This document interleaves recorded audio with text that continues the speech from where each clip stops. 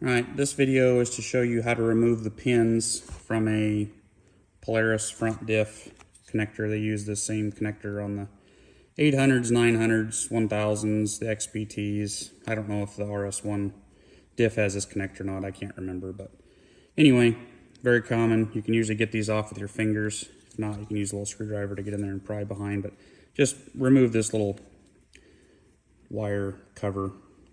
It technically sort of kind of holds things in, but not really. What really holds the pin in the connector, there's a little tab. The tab is on this side, the top side of the connector. If you look down in here, you want to slide a tool like this right down in on top of the pin, and you're pushing down a little metal part of the pin. And as you're pushing this in there, you just want to have a little pressure out on the wire, and you'll feel you'll know when the tab is released, because the wire will slide right out. Sometimes you gotta give it more than one try, but there. And what you're gonna see, if you look really close at this pin, this is the locking mechanism you're trying to release.